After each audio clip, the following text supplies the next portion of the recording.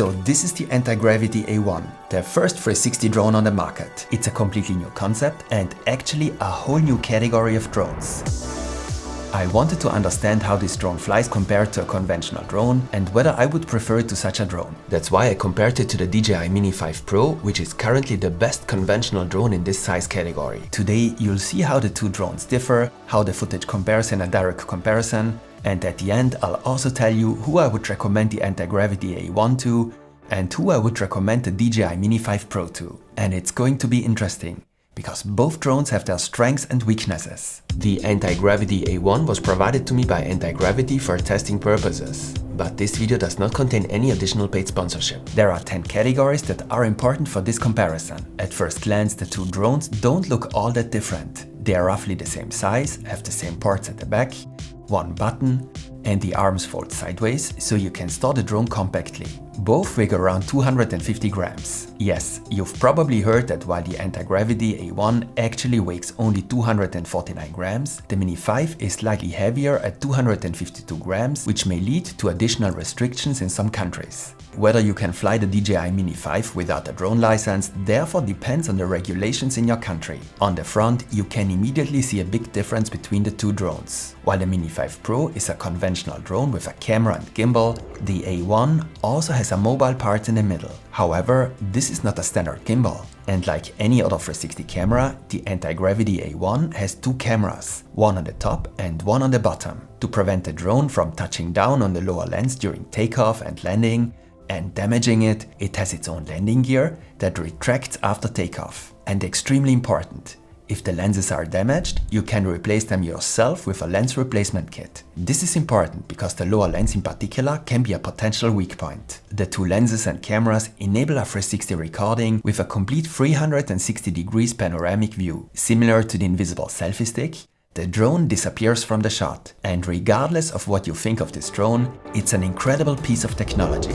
Certainly the most innovative device I have tested this year. But that's not all. The Mini 5 Pro is controlled with a normal remote control. I have the RC2 controller with display here. As an alternative, there is also the RCN3, which allows you to use a smartphone as a display. The A1, on the other hand, is controlled with a combination of the vision goggles and this grip controller. The vision goggles are a kind of VR headset. They have two displays on the inside, two antennas on the top, and the outside of the vision goggles, let's call them glasses, also have their own functionality. The left side can be used like a touchpad for operation, while the right side is a display. This display shows information during a firmware update, for example, or, even more interestingly, friends or family can follow your flight on the display. In the default settings, the display shows the images from the flight perspective. This means that even when you are wearing the goggles, others can participate in your flight, just as if they were looking at the display on the remote control. We are now already in the middle of the special characteristics of the A1. So let's move on to what I consider to be the biggest highlight and the greatest strength of the A1 in this comparison: the flight experience. Because the A1 is much more than just a flying camera for taking aerial shots. When flying a drone like the DJI Mini 5 Pro,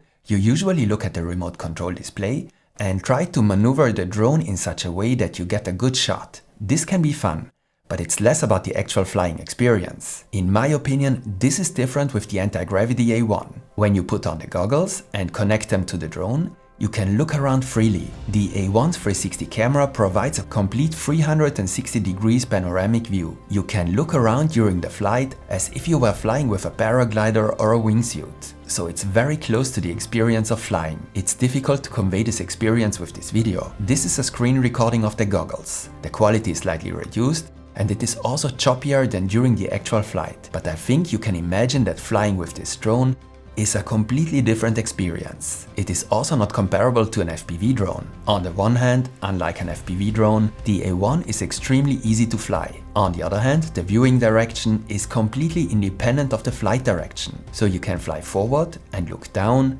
left, right, or even backward at the same time. The viewing direction can therefore deviate from the flight direction. If your viewing direction deviates too much, an image of the flight direction is displayed up here so that you always have control over the flight. Looking down and flying forward, that sounds complicated. So let's take a look at how the A1's controls differ from those of the Mini 5 Pro. I think experienced drone pilots in particular won't be too happy with the controls at first, because they are completely different from those on a conventional drone. The Mini 5 Pro is controlled in the same way as most other drones, with 2 control sticks, and with a little practice, you can perform cool flight maneuvers using a combination of different movements. This hasn't changed since my first Mavic Pro. The A1 is controlled with this grip controller, and it's easy to explain. To pick up speed, you press the trigger. If you pull the controller up, the drone climbs. If you pull it down, it descends. If you turn it to the left, it turns left, and so on. Here you see a kind of target icon that you can move with the controller like a mouse pointer, and basically it indicates the direction of the drone. The drone will fly to where the pointer is pointing, so it's actually extremely simple. The A1 cannot fly backwards, nor does it need to, as it can film every angle at the same time anyway. With this dial you can quickly change the orientation of the drone if necessary and quickly turn it around to fly back. This standard flight mode is called free motion mode. With the FPV mode, there is also another flight mode where you basically control the A1 like a jet. If you tilt the grip controller to the left, it turns left. If you tilt it to the right, it turns right. Here too, the movement is completely independent of the viewing direction. Flying is even more fun this way. Although I would say that you can't aim at specific targets as accurately. And the fact that fun is the priority with the A1 is also evident in the fact that you can activate a so-called virtual cockpit in FPV mode. Now a dragon is added and you can fly over mountains or a lake on the dragon, just like in House of the Dragon. Sure, it's a bit of a gimmick, but the kids will love it. I was actually afraid that looking around freely while flying might cause me difficulties, but I can say that I had no problems with motion sickness at all. Similar to other VR headsets, you can activate the see-through video by double-clicking on the side of the goggles. You will no longer see the flight interface, but a video image of your surroundings. The image is only in black and white, but you can use it to reach for an object or check what is happening around you, for example. And I can guarantee you one thing: anyone who has never flown a drone before will find it much easier to get to grips with the A1's controls than those of a conventional drone, as the controller is much more intuitive. And there's one more thing to say about the controls. Since you can simply navigate to a target in free motion mode using the grip controller and the pointer in the flight interface, it's very easy to fly through tight spaces. You simply select the target with the pointer and accelerate with the throttle trigger. It's actually easier than using the remote control of a conventional drone. However, compared to the Mini 5 Pro, controlling the drone with the grip controller also has disadvantages. It takes a little longer to get the drone ready for takeoff, if only because you have to put on the vision goggles and activate a total of 3 devices with the controller. At 340 grams, the vision goggles are significantly lighter than the Vision Pro or DJI goggles. To reduce the weight of the goggles, the vision goggles are powered by an external battery that you wear around your neck, similar to the Vision Pro. And even though there is a see-through option, you won't be able to see what's happening around you during the flight. You cannot fly backwards with the grip controller, nor can you fly sideways without flying forwards at the same time. Neither of these is absolutely necessary, as the camera films in all directions. For a sideways dolly shot, you can simply fly straight past the object and then select the sideways perspective when reframing. Nevertheless, this type of control makes some shots more difficult. For example, it's not so easy to manually perform an orbit shot, especially if the radius is too small. This is easier with the Mini 5 Pro, but I deliberately say manually, because the A1 has various intelligent flight modes that allow you to perform an orbit shot, but doing so manually can be difficult. The flight experience and control of the drone are certainly among the most important differences between the A1 and the Mini 5 Pro. But there is another aspect that significantly distinguishes these two drones from each other: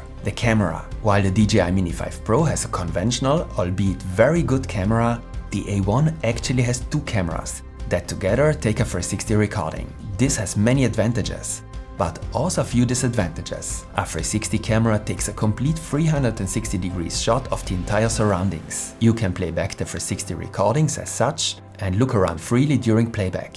But very often you will reframe your 360 recording, in other words crop it. This allows you to select the optimal framing in post, export it as a flat clip and play it back like a normal video, or use it for social media. Reframing also has some fantastic advantages when using a drone. If a flight maneuver didn't go perfectly, that doesn't mean you can't use the footage. You can simply change the framing in post and adjust it so that it looks perfect. This makes the whole experience much more relaxed. While you have to be highly focused when performing flight maneuvers with the Mini 5 Pro, The 360 recordings of the A1 give you a lot of freedom in post. You can use the same shot for a forward recording, an upward recording, a downward recording, a sideways recording, and so on. And you can even add movement using keyframes. This can sometimes be a bit cumbersome, especially for complex and sophisticated movements, which is why the app has a number of predefined movement sequences that you can add with a simple tap. And of course, you can also add roll movements and other movements that would otherwise only be possible with an FPV drone.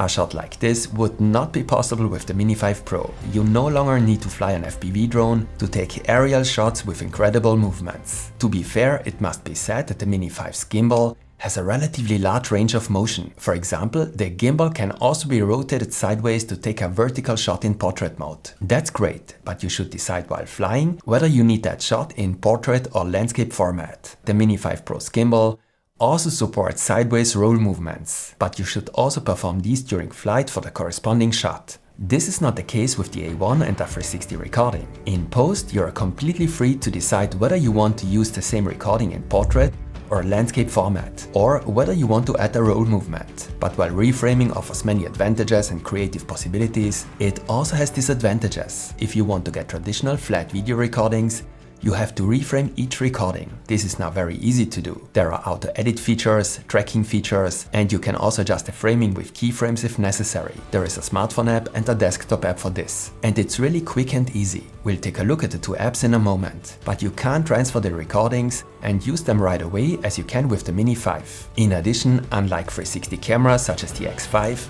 the A1 does not have a single lens mode. This means that only 360 recordings are possible. And reframing has another disadvantage. It's nothing more than a heavy crop of the 360 recording. Although you can shoot in 8K with the A1, the result of the reframing is more like a shot in a resolution of 2.7K rather than 4K. So it's time we take a look at a few recordings in a direct comparison. As you have already seen, both drones take very good shots. However, it is difficult to compare the shots taken by the two drones. This is not so much due to the lower resolution of the reframed 360 shot taken by the A1, but rather to the different fields of view. It was not easy to create these side-by-side comparison shots. Sometimes I had to speed up one or the other shot a little, which can lead to occasional jerkiness. But you can clearly see here how different the field of view is. Now it all depends on what you want. A very wide field of view has both advantages and disadvantages. It conveys a stronger sense of immersion and also a better feeling of speed. You can see that clearly here. On the other hand, the longer focal length of the Mini 5 lens has less distortion and allows you to get much closer to objects without flying too close. In addition, the Mini 5 Pro with the matte tele mode has a 2x zoom that is digital, but due to the high resolution sensor, only results in a slightly reduced image quality. This allows for a completely different look and different shots. Of course, you could simply zoom in when reframing the 360 shot of the A1, but that would result in a greatly reduced image quality. The Mini 5 Pro also does not have a fixed focus and can produce a slightly blurred background when shooting objects that are quite close. And the Mini 5 Pro's 1-inch sensor offers other advantages. Although the A1's 1/1.28-inch sensors are not small either, the Mini 5's shots have a slightly better dynamic range. The image quality of the Mini 5 is also visibly better in low-light conditions, such as late in the evening or for night shots. In addition, the Mini 5 with D-Log-M offers a flat color profile that is well suited for color grading. Although the A1 also has a slow motion mode and you can manually adjust the exposure, sharpness and contrast, there are no different color profiles. Slow motion recordings are also only possible in 4K at up to 100 frames per second, and you still have to reframe these recordings. Of course, the Mini 5 Pro has advantages here too, as it can shoot true 4K footage at 120 frames per second. The cameras of both drones have difficulties with lens flares and when the sun is directly in the image, but this happens much more often with the extremely wide angle of the A1 of course. Since the sun is often very low at this time of year, I actually found this to be the biggest disadvantage of the A1 in this comparison. As you can see, purely in terms of image quality, the Mini 5 Pro has a number of advantages, but the images from the A1 don't look bad at all, even in direct comparison.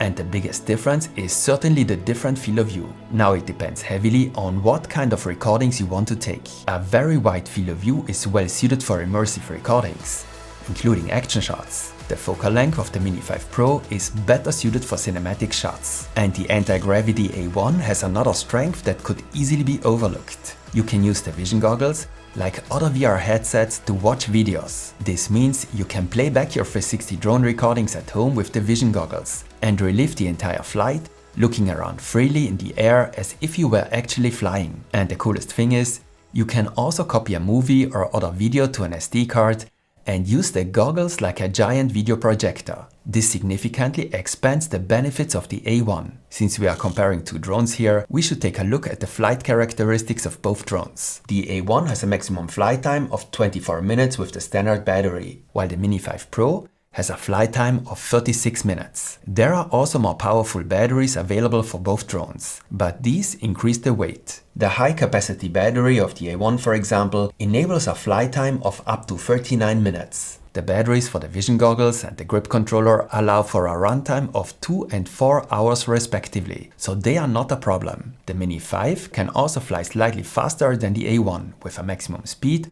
of up to 18 meters per second, compared to the A1's maximum speed of up to 16 meters per second. The Mini 5 also has slightly higher wind resistance. Both drones support obstacle avoidance, although the A1 only has sensors at the front and bottom. However, it's important to remember that it can't fly backwards anyway. The Mini 5 has obstacle detection in every direction, which even works at night. Both drones have internal memory. The A1 has 20 GB and the Mini 5 Pro has 42 GB. As you can see, the Mini 5 Pro is mostly superior in terms of typical drone features, even though we should not forget the weight issue. Let's hear how the two drones sound in a direct comparison.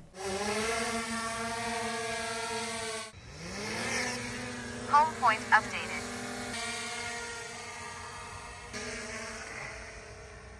Apart from that, both drones have very similar features. Of course, they both have a return to home function, which has been further improved on the Mini 5 Pro. DJI has also improved the active track function on the Mini 5. But the A1 also has a tracking function, although I wouldn't say that the A1 is the typical drone you would use to track yourself or another subject. Both have 3 different flight modes: Normal, Cine and Sport. Both drones support intelligent flight modes, in which the drone flies predefined movement sequences. And both drones allow you to define waypoints, which the drone will then fly to. For example, you can set a flight route with the A1 and then pass the vision goggles on to someone else, who can then simply enjoy the flight. I think it was important to Antigravity that the A1 didn't have to sacrifice any of the usual drone features. But the A1 has another feature worth mentioning that distinguishes it from the Mini 5 Pro. It has payload detection. This means that if you attach additional weight, it will not take off. This is to prevent the drone from being misused for unintended purposes. This is not intended to be a drone for military purposes. And in my opinion, the A1 has another advantage in this comparison. It comes with a smartphone app and a full-featured desktop app for reframing and editing your recordings. Both apps are almost identical to the Insta360 apps. This means that if you already know how to reframe in the Insta360 app, you'll immediately feel at home here. Of course, the Mini 5 also comes with a mobile app,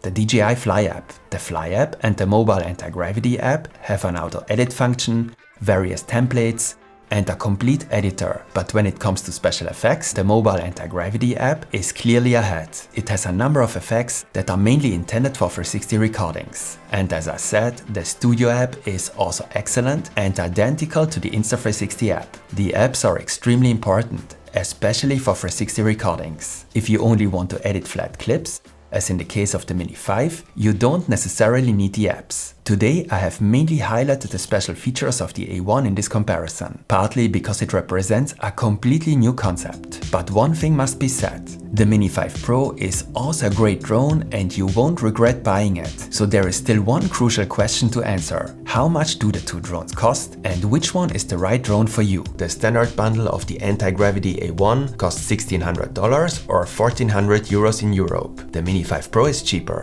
although I can't say exactly how much it costs in the US, as I'm not sure if it's officially available there. Here in Europe, the standard bundle costs 800 euros, making it clearly cheaper than the A1. Links to both drones can be found below in the description. So which of these two drones would I recommend? In my opinion, that depends largely on why you are interested in a drone. And I would say that for many consumers, the A1 is the better choice. It delivers a more exciting flying experience. Flying itself is just much more fun. And even after the flight, you can relive your 360 recording at home with the goggles. And the 360 recordings give you much more freedom in post. And you can create crazy shots even without an FPV drone. If, on the other hand, image quality is your main concern, and you primarily want to take professional cinematic aerial shots, then the Mini 5 Pro is the better choice. The larger sensor and the higher focal length are simply better suited for this. And of course, price also plays an important role. And here you have to decide for yourself whether the A1 is worth the higher price for you. I think that the high quality headset simply has a relevant influence on the price. I have to say, I'm absolutely thrilled with the A1. It's super innovative and offers a completely new drone experience, even for beginners. Whether you're a DJI fan or not, innovation and competition